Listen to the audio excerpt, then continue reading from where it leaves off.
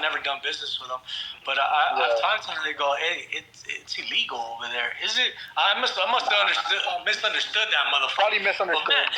It's illegal in Mexico. Yeah, that's what I heard too. Yeah, I heard that too because money laundering and shit, right? Yeah, whatever the fuck. Damn, we should have said that.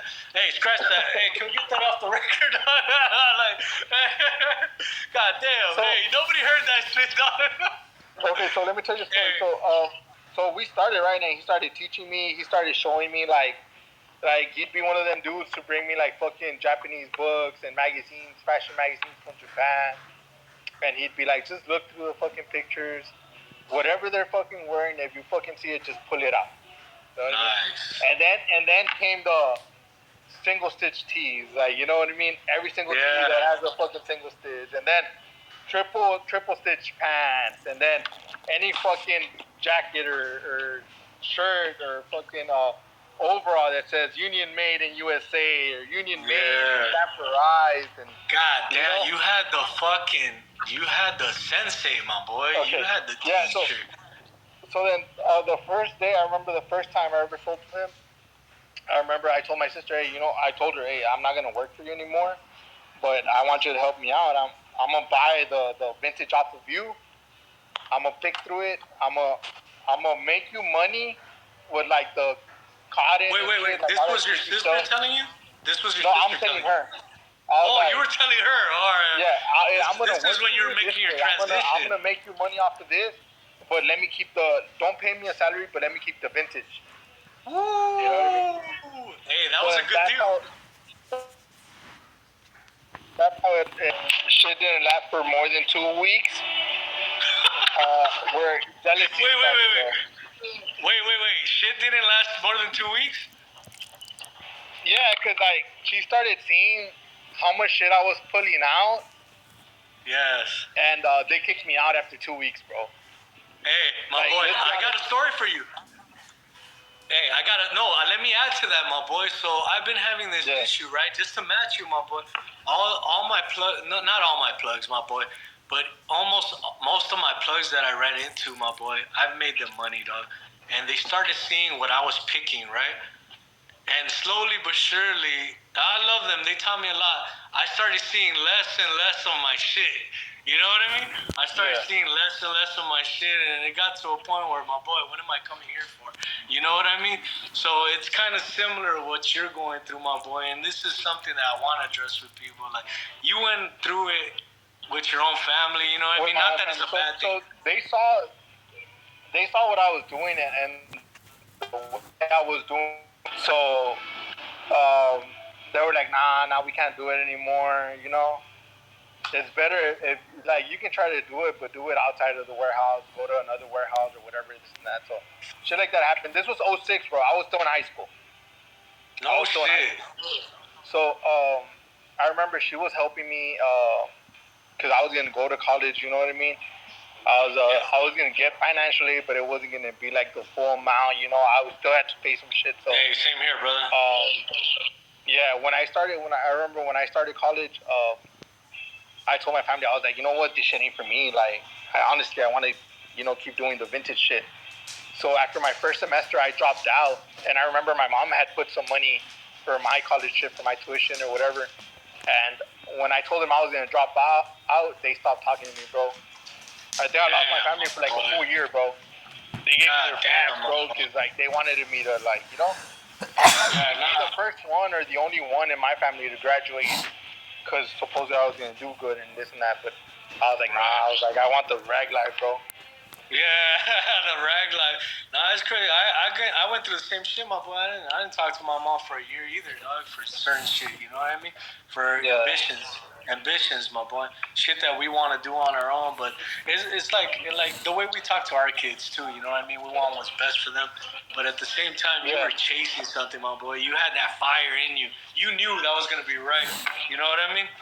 You knew that was gonna be right. So they stopped talking to me, right? So I had to move out of my house. Because it wasn't the vibe just wasn't there, bro. The vibe wasn't there. I was living with my mom and my younger sister. And I was helping her with the bills and everything, bro. But I ended moving out. And then this guy, the Japanese dude that was helping me, my sensei or whatever, He's like, nah, don't worry, just get it a 1-bedroom apartment. I'll help you pay for it and shit. And he paid my rent for like 5-6 years, bro. Shut the fuck up! I swear to God, boy. I think my first daughter was born, and he was still paying for my rent. Fucking amazing. And then that's why I was like, you know what, you don't have to do it anymore. You know, I got it now.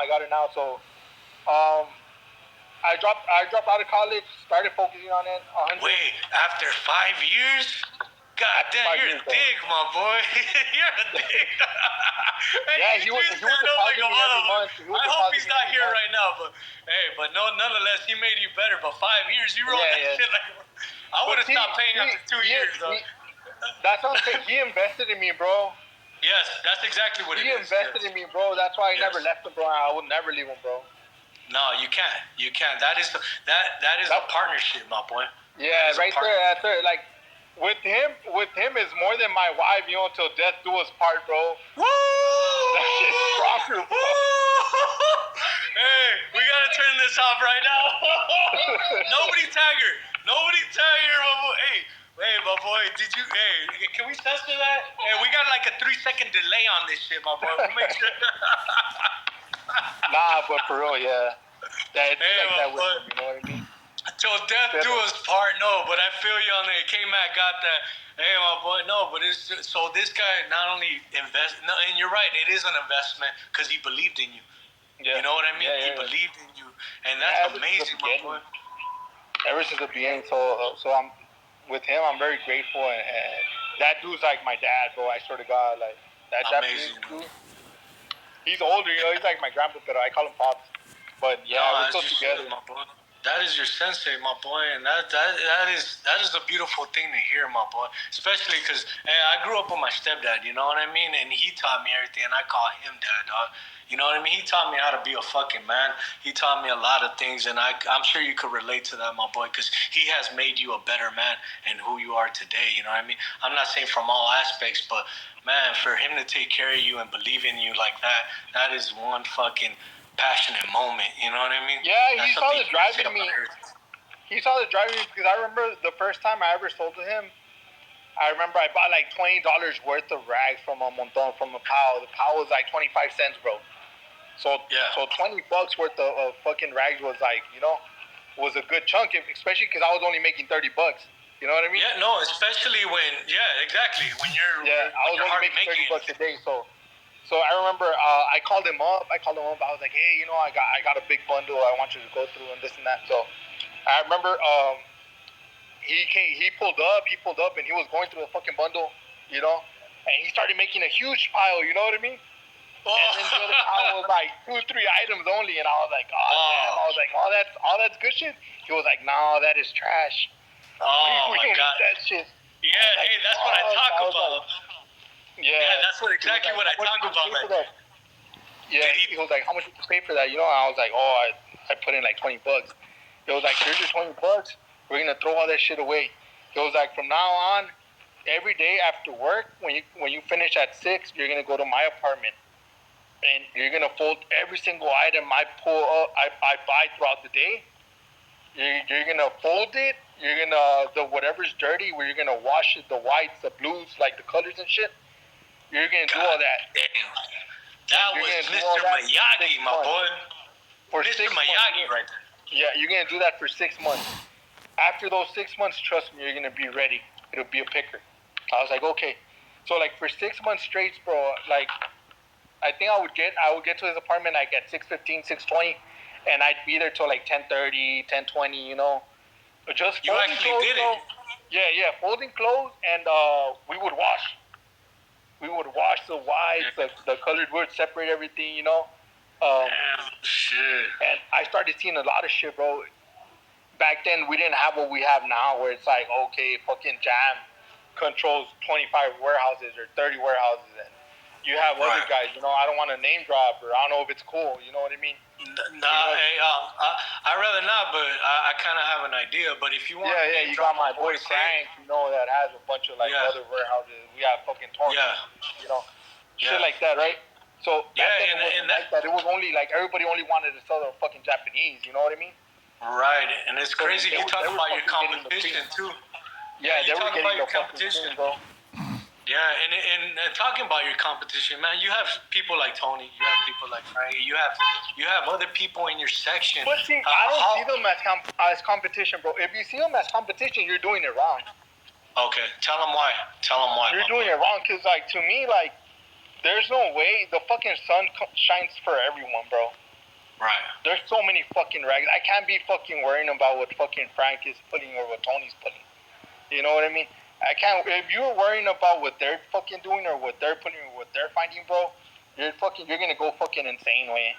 Yeah. Cause that one fucking week where your fucking merch is shit and you didn't pull out anything good, and then you start hearing, oh, this guy pulled out, you know, this fucking after hood or this other shit, like, you know what I mean?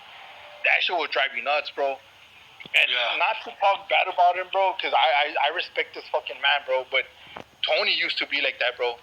That motherfucker used to be like that, bro. He didn't want anybody else to get that anything, fucker bro. was a beast. That fucker And that fucking shit, that shit will fucking, your heart would go fucking black because of that way. Yeah, no, Like, my boy, and I'm not talking bad about him. He's became successful, and I've sat down with this man. And if you guys don't know Tony, then you're not in it just yet. You know what I mean? But you will start meeting people, and you will start, like, you're meeting Jesse today. You guys, you will start meeting people, and Tony is a big hitter. You guys, he's a big hitter, and I've sat down with him and talked to him, and I've heard stories, you know what I mean? And he got a lot of friends and a lot of enemies, my boy, you know what I mean? And just like you said, it might turn your heart black. Like, that's what I'm saying, bro. Like, I can't be like, oh, this motherfucker's my enemy. This motherfucker's my enemy. Honestly, I don't beef with anybody, bro, unless you fucking step on my toes. No, you know that's what I was going to get to right now. What a lot of the youngins don't understand, bro, that, like us that have been doing it for 10 plus down here in the valley, bro, there's this thing in Spanish